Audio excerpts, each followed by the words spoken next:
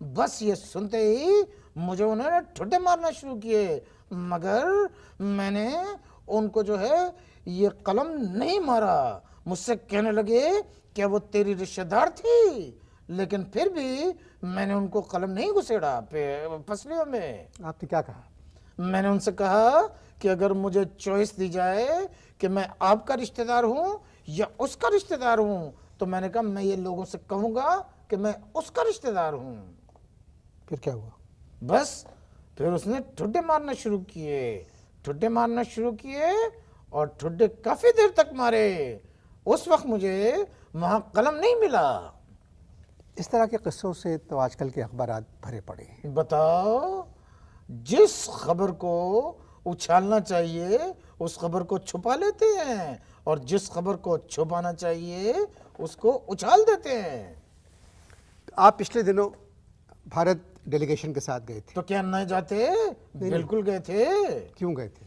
बुजुर्गों की कब्रों पे फतेहा पढ़ने। सारा डेलीगेशन तो बुजुर्गों की कब्रों में फातिहा पढ़ने नहीं गया था। बात यह है कि बाकी डेलीगेशन के बुजुर्ग नहीं थे। आप सर नॉर्मल बात क्यों नहीं करते?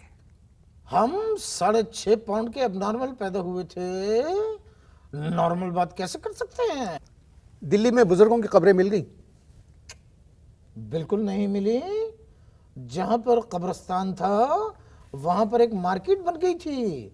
हम एक बुटीक में गए, एक खातून कुर्सी पे बैठी हुई थी। हमने उनसे कहा कि आप हमारे दादा के ऊपर बैठी हैं, एक्सक्यूज मी कह के तुनक के खड़ी हो गई। हमने कहा माइंड मत कीजिए, जिस कुर्सी पे आप बैठी हैं ठीक उस कुर्सी के नीचे हमारे दादा मदफन है। बुटीक में फतेहा पढ़ के हम वापस घर आ गए। आप इश्तार थे? जी इश्तारात थे, खत्म हुए। जो भी थे हो गए। सर भारत में सहाफत का क्या हाल है?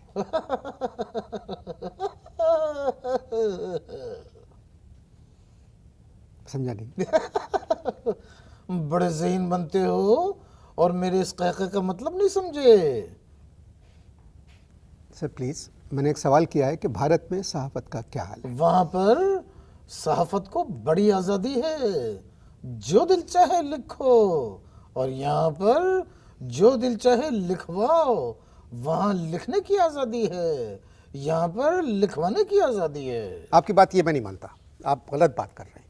जितनी आज़ादी इस दफ़ा अखबारों को है, आप कॉलम पढ़िए, जिसकी जो मर्जी आ रहा है लिख रहा है, हुकूमत कुछ नहीं कह रही है। बिल्कुल सही कहा, जिसकी जो मर्जी आ रहा है लिख रहा है, हुकूमत कुछ नहीं कहती।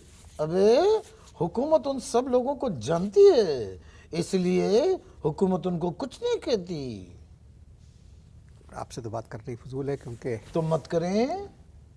भारत में आप ही की रिक्वेस्ट पे मैं आया हूँ। भारत में आप कहाँ मैंने रिक्वेस्ट नहीं की थी। भारत में आप कहाँ कहाँ गए? भारत में गिनों में गया दिल्ली, दिल्ली के बाद गया मैं लखनऊ। लखनऊ में जिस मामू को 40 बरस पहले जिस पलंग के ऊपर जिस पोजीशन में देखा था, 40 साल बाद भी उसी मामू को उसी पलंग पे उसी पोजीशन में जाके मिला।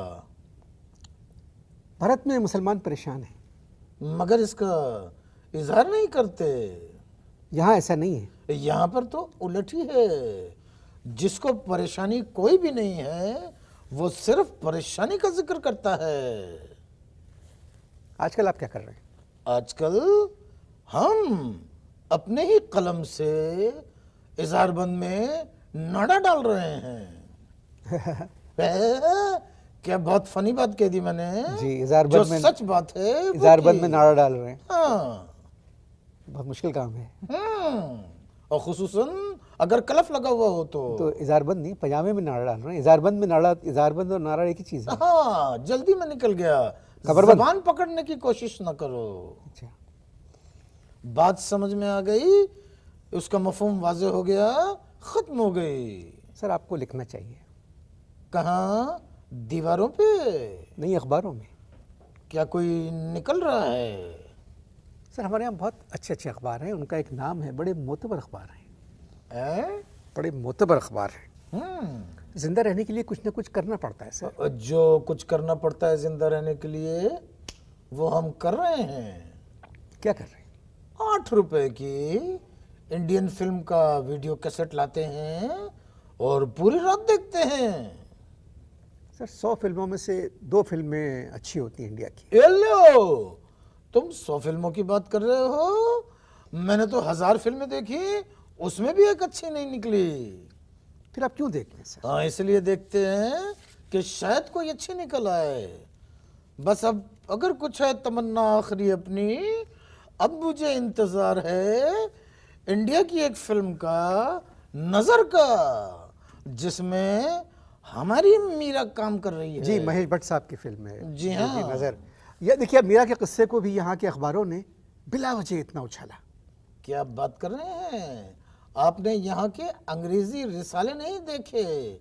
अगर आपने यहाँ अंग्रेजी रिसालों को देख लें, उसमें जो तस्वीरें छपती हैं वो देख लें, तो आपको लगेगा कि मीरा हिंदू एक्टर से कोई 2 मील दूर खड़ी है। जी, ये तो आपने बिल्कुल ठीक कहा। ठीक कहा। मगर सर, जो आपका रवैया है, चाहे उसका इसी प्रोग्राम में मुझे अंदाजा हुआ, थोड़ा सा वायलेंट है। वायलेंट है जी, तो ये जब हमें ठुड्डे पड़ेंगे तो वायलेंस भी ना आए। अबे आप क्या चाहते हैं? एक मुलाजिम एक मालिक की पसली में कलम घुसेड़ रहा है, ओहो। और आप समझ रहे हैं कि ये तहजीब तो सर दोनों तरफ ही नहीं है ना। Very good. इसमें एक सहाफी का तो भी- इसका मतलब ये हुआ कि मुलाजिम जो है वो ठुड्डे खाता रहे और कोई जवाबी कार्रवाई ना करे। ये इंसानी इदराक के खिलाफ है। लुगत में लिखा हुआ है मुलाजिम के आगे ठुड्डे खाने वाला। ये लुगत में लिखा है? जी, नई लुगत जो है मैं हमारे वो यहाँ। लुगत देखना चाहूंगा। जी, ये बिल्कुल। किसने मुरत्तब की है? ये उर्दू बोर्ड की है, उसके साफ लिखा हुआ है मुलाजिम ठुड्डे खाने वाला। ये पहली बात है। और बारी आप भी है। मुलाजिम थे, आप हर एक से लड़ रहे हैं, हर अखबार 6 अखबार से आपको निकाला गया, तो कोई ना कोई वजह होगी ना। आपके साथी तो काम कर रहे हैं। तुम तो बोलोगे, मैं क्यों बोलूंगा? तुम्हारा अब टोन डिफरेंट हो गया है, उसकी वजह मुझसे पूछो। मैं जानता हूं कि तुम्हारा टोन क्यों मुख्तलिफ हो गया है। तुम मालिकों के अखबार के और सहाफियों के चमचे हो। आप तभी से तुम बात उनकी करें मुझसे। चमचागिरी करते हो, देखिए- उनके दफातर के चक्कर लगाते हो, उनको घरों पे दावत पे बुलाते हो, उनके घर दावतों में जाते हो। हमारे पास तुम्हारी ऐसी ऐसी तस्वीरें हैं, अगर छाप दी तो हुल्लड़ मच जाता। मैं परवाह नहीं करता आपकी। तुम परवाह नहीं कर। इस तरह की सहाफत, फिर क्या फ़र्क है आप में और दूसरे सहाफ़ियों में? जब आपने मुझसे जब जुमला कहा अभी कि उसकी तस्वीरें छाप दूं तो पता चल जाएगा, इसका मतलब है जहन में आपके भी गंद भरा हुआ है। ज्यादा मुझसे फजूल उलझने की जरूरत नहीं है। तुमने जो कुछ मैंने बताया उसके बैकग्राउंड में मुझसे बात करना। ये जो आप मतलब लेफ्टिस्ट वगैरह बनते हैं लोग, एक इंसान को दूसरे से मिलके जो खुशी होती है, यकीन जानो मुझे बिल्कुल भी नहीं हुई। वो तो एक तरफ से बात है। मैं आपको बहुत बड़ा सहाफ़ी समझ रहा था। मैं भी आपको बहुत बड़ा राइटर और कंपेयर समझ रहा था, लेकिन माफ कीजिए, आप चोटी के नहीं बोटी के निकले। शुरू में तो ठीक रहे। कौन?